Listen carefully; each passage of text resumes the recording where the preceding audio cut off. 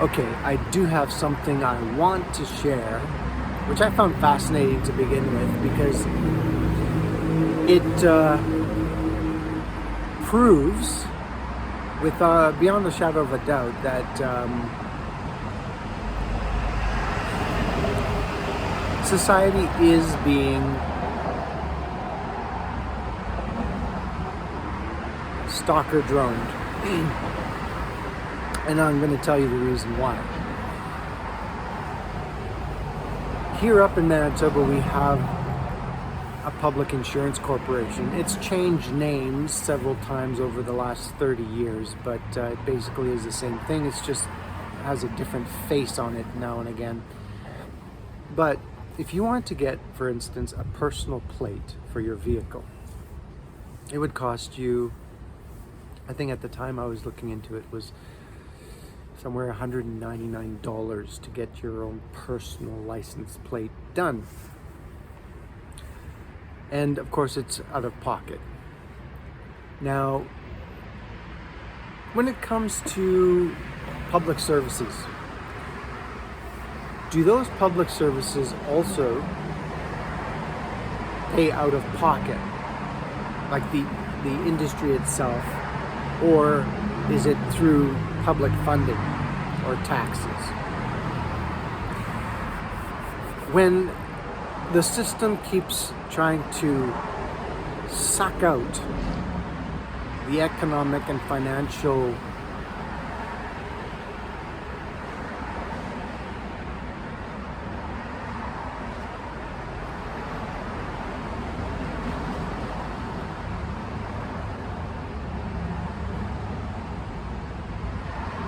paper money. I don't know what to call it. It's just paper money. Anyways, for example, if the system or the service is sucking out the public money, or at least the money from people's coffers, if you will, then we're actually paying more than once for services that should have been paid for in, past taxes or other things.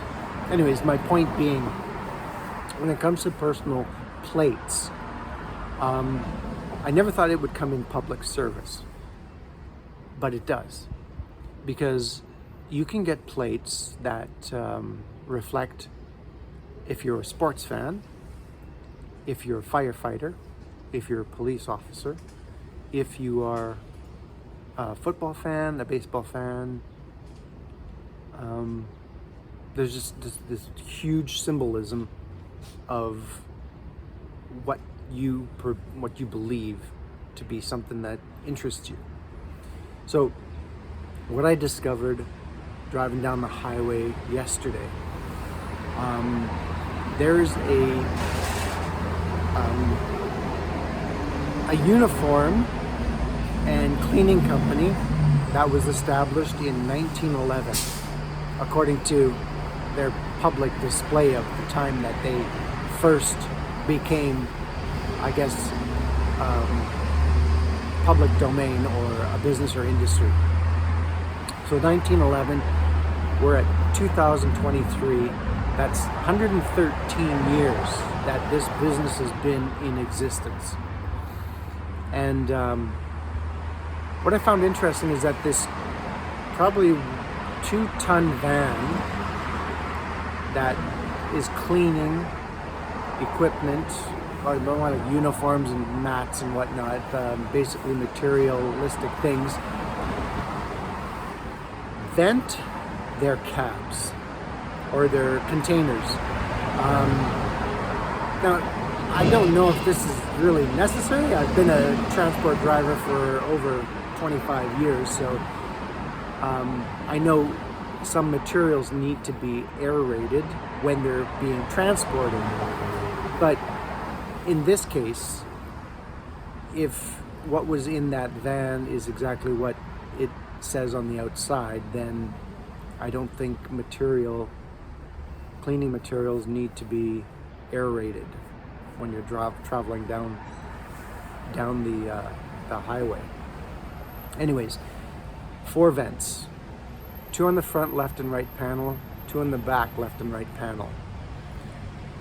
And then when they were in front of us, the lights would flash.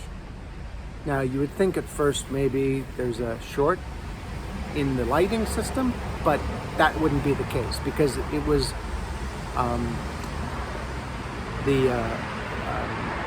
it was almost like Morse code, the way they flickered. So my hypothesis is that this is some type of scanner, because I mean, when you think about it, we have scanners for everything now. We have scanners for our pass, scanners for our phones, scanners for our groceries. What's to say there are vehicles out there that are scanning our vehicles, or actually scanning people for that matter, as they travel? Now, conspiracies aside, what followed that is that it was following us for the trip, the duration of the trip, right up to the point where we made a turnoff. When we advanced in speed, they advanced in speed. When we slowed down, they slowed down. And they tried to stay at a certain distance because I guess with these scanners, they have to be within a certain distance in order to operate. What are they scanning for? Maybe they're scanning for the pulse of the human body, who knows? Maybe they're scanning for identifying it. So yeah, there's another theory. It is scanning for photo identification, which is in every airport nowadays. Anyways, they followed us for the duration of our trip. And then, when we were advancing quicker towards where we were turning off, out of nowhere comes this newer vehicle with 2 occupants in it.